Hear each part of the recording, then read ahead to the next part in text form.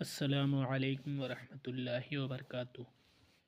جیسا کہ ہم لوگوں نے پچھلی کلاس میں تختی نمبر 11 نون ساکین و تنوین کا اخلاص کا قاعدہ پڑھا تھا، آج اسی کے بعد تختی نمبر 12 قلقلہ کا بیان پڑھیں گے۔ ٹھیک ہے، تو آئیے شروع کرتے ہیں قلقلہ کا بیان۔ حروف قلقلہ 5 ہے: قاف، طا، با، جیم، دال، جن کا مجموعہ قطب جدن ہے۔ جب ان پر جزم ہو تو ان کو پڑھتے وقت ان کے مخرج ٹکر کھا کر الگ ہو جاتے ہیں، یعنی جب ان کو پڑھیں گے تو ان کو آپس میں ٹکر کھا کر الگ ہو جائیں گے۔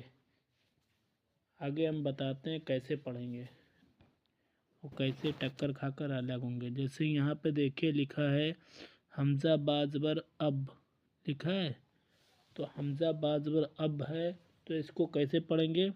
یہ حروف قلقلہ میں 5 حرف میں با بھی ہے، تو اس کو کیسے پڑھیں گے؟ حمزہ با زبر اب، یہ دیکھیں اب، یہ ٹکر کھا کر الگ ہوا۔ حمزہ با زبر اب ٹکر کھایا، پھر ب یہ الگ ہوا، ابو۔ ٹھیک ہے، اسی کے طریقے دیکھیں حمزہ با زبر اب، اسی کے طریقے حمزہ با پیش اب، یعنی جب حروف قلقلہ میں سے کوئی حرف آئے اور اس پہ جزم ہو تو اس کو ٹکر کھا کر الگ کریں گے۔ اسی کے طریقے دیکھیں جیم با زبر جب، جیم با زبر جب، جیم با پیش جب۔ اب یہاں پہ دیکھیں، یہاں پہ جیم پیچھے آ گیا، با بعد میں آ گیا، پہلے آ گیا۔ دیکھیں با جیم زبر بج۔ اب قلقلہ میں 5 حرف ہیں تو قاف، طا، با، جیم، دال، جیم بھی ہے، تو اسی کے طریقے با جیم زبر بج، با جیم زبر بج، با جیم پیش بج۔ ٹھیک ہے، اسی طریقے یہ دیکھیں سین دال زبر آ گیا۔ اب دال بھی ہے تو دال کو کیسے پڑھیں گے؟ سین دال زبر سد، سین دال زبر سد، سین دال پیش سد۔ اب یہ دیکھیں یہاں پہ طا آ گیا، اب طا بھی ہے حروف قلقلہ میں، تو وہ کیسے پڑھیں گے؟ قاف طا زبر قط، قاف طا زبر قط، قاف طا پیش قط۔ ٹھیک ہے، اب یہاں پہ دیکھیں جیم کا زبر ہو گیا، جیم بڑا قاف ہے، جیم قاف زبر جق، جیم قاف زبر جق، جیم قاف پیش جق۔ ٹھیک ہے، اب اس کی جو ہے ہم لوگوں نے پڑھا ہے، اب اس کی ملا کے مشق کریں گے۔ ٹھیک ہے، تو کیسے پڑھیں گے؟ جیسے یہاں پہ لکھا ہے یا جیم زبر یج، عین لام زبر ال۔ اب لام پہ حروف قلقلہ نہیں ہے تو اس کو ایسے ہی پڑھیں گے، عین لام زبر ال۔ اب یہاں پہ پڑھیں گے یج ال، سمجھ رہے ہیں آپ لوگ؟ یج ال۔ اب یہ دیکھیں یہاں پہ آگے آ گئے لام زبر لا، قاف زبر قا، قاف دال زبر قد، لام زبر لا، قاف دال زبر قد، لقد۔ ٹھیک ہے، اسی کے طریقے سے آگے دیکھیں یہ لکھا ہے خا زبر خا، لام قاف زبر لق، خلق، نون الف زبر نا، خلقنا۔ اب یہاں پہ یہ دیکھیں لکھا ہے یا طا پیش یت، عین زبر عی، یطعی، میم پیش مو، یطعم، نون یا زبر نی، یطعمنی۔ یہ دیکھیں یہاں پہ لکھا ہے حمزہ ہا زبر اح، یہاں پہ حروف قلقلہ نہیں ہے، ہا جو ہے حروف قلقلہ کا حرف نہیں ہے۔ ٹھیک ہے، اب یہاں پہ دیکھیں با باز زبر بب، احبب، تا احببتا، نون قاف زبر نق، عین الف دو زبر عن، نقعن۔ اب عین الف دو زبر ان میں کون سا قاعدہ آئے گا؟ تنوین کا۔ ٹھیک ہے، اور اسی طریقے سے یہاں پہ دیکھیں لکھا ہے با پیش بو، را وا پیش رو، جیم ساکین ہے تو یہاں پہ کیسے پڑھیں گے؟ بروج، بروج۔ اسی طریقے سے یہ دیکھیں لکھا ہے میم پیش مو، ہا یا زیر حی، طا بھی ساکین ہے تو محیط، محیط۔ تو تو آپ لوگ سمجھ گئے کس طریقے سے پڑھنا ہے، حروف قلقلہ کیا کیا ہے اور کس طریقے سے پڑھنا ہے، ٹھیک ہے۔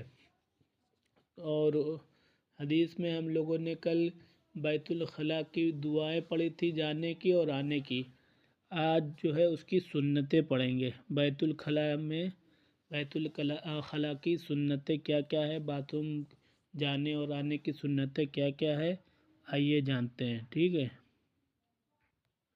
اب یہ دیکھیں یہاں پہ بیت الخلاء کی سنتیں ہیں۔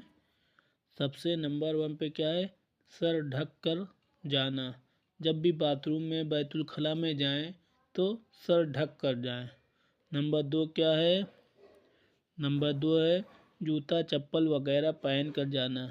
جوتا چپل وغیرہ پہن کر جانا یعنی ننگے پیر بہت سے لوگ چلے آتے ہیں، تو ننگے پیر نہیں جانا چاہیے، جوتا چپل پہن کر جانا چاہیے۔ اسی طریقے سے تیسرا کیا ہے، دعا پڑھنے کے بعد اندر جانا، ٹھیک ہے۔ تو جب دعا پڑھ لیں گے تبھی اندر جائیں گے، اندر جانے کے بعد دعا نہیں پڑھیں گے۔ اور اندر جانے کی دعا کیا ہے وہ میں نے کل ہی بتائی ہے، اللہم انی اعوذ بک من الخبث والخبائث، ٹھیک ہے، آج پھر بتا دیا، ٹھیک ہے۔ اور نمبر 4 کیا ہے، پہلے بایاں پاؤں اندر رکھنا، یعنی جب اندر جائیں تو پہلے الٹے پیر سے جائیں۔ اسی طریقے سے 5واں کیا ہے، قبلہ کی طرف نہ منہ کرنا اور نہ پیٹھ کرنا، یعنی جب باتھ روم کریں، باتھ روم میں جائیں تو جو سیٹ ہوتی ہے وہ ایسی بنی رہے، نہ قبلے کی طرف منہ ہو نہ قبلے کی طرف پیٹھ ہو، ٹھیک ہے۔ اسی طریقے سے نمبر 6 کیا ہے، نمبر 6 بالکل بات نہ کرنا۔ یہ دیکھیے یہ بہت لوگوں کو آج کل کرتے ہیں کہ باتھ روم میں بیٹھے ہیں اور بات کر رہے ہیں، یہ چیز نہیں ہونا چاہیے، اس سے بہت اثر پڑتا ہے۔ اسی طریقے سے نمبر 7 کیا ہے، کھڑے ہو کر پیشاب نہ کرنا۔ یہ دیکھیے آج کل اس پہ بہت سے لوگ مبتلا ہیں کہ کھڑے ہو کر جاتے ہیں باتھ روم میں، کھڑے ہو کر پیشاب کر دیتے ہیں، اس سے بہت سی چھٹے پیشاب کی پیروں پر اور کپڑوں پر بھی پڑتی ہے، اس لیے کھڑے ہو کر پیشاب نہ کرنا۔ نمبر 8 کیا ہے، بائیں ہاتھ سے استنجا کرنا، یعنی جب پانی سے دھلتے ہیں ہم لوگ تو بائیں ہاتھ سے استنجا کرنا، سیدھے ہاتھ سے نہیں، وہ الٹے ہاتھ سے، ٹھیک ہے۔ اسی طریقے سے استنجے کے بعد مٹی یا صابن وغیرہ سے اچھی طرح ہاتھ دھو لینا، یعنی جب استنجا ہم لوگ کر لیں، صاف کر لیں، صاف کر کے اس کے بعد ہاتھ جب دھلیں تو یا تو ایسے ہی پانی سے نہ دھلیں یا تو مٹی سے دھل لیں، جو اس میں ہاتھ میں اگر تھوڑا بہت بھی گندگی لگی ہو تو مٹی سے دھل لیں پانی لگا کے، اور نہیں تو صابن سے دھل لیں، اس سے کیٹاڑو جو رہتے ہیں ہاتھ کے وہ مر جاتے ہیں، ٹھیک ہے۔ اسی طریقے سے نمبر 10 کیا ہے، نمبر 10 ہے دائیں پاؤں سے باہر نکلنا، یعنی جب سب کر کے ہم باہر نکلیں گے تو دائیں پاؤں سے یعنی سیدھے پیر سے، گئے تھے بائیں پاؤں سے یعنی الٹے پیر سے، اور جائیں گے جب تو دائیں پاؤں سے یعنی سیدھے پیر سے، آئیں گے تو سیدھے پیر سے۔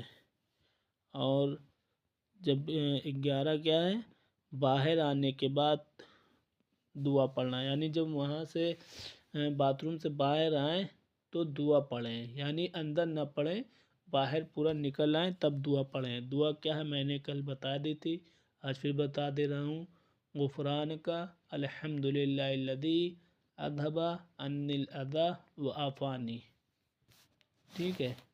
تو یہ میں نے کل بھی بتا دی تھی، آج بھی بتا دی ہے تاکہ آپ لوگ کو اچھے سے یاد ہو جائے۔ یہ ہے بیت الخلاء کی سنتیں۔ تو اسی طریقے سے آگے اور بھی اچھی باتیں، سنتیں اور حدیث اور قرآن کو کیسے پڑھنا ہے، صحیح کرنا ہے، وہ چیزیں آگے آپ کے سامنے آئیں گی۔ آپ لوگ ہمارے ساتھ جڑے رہیے۔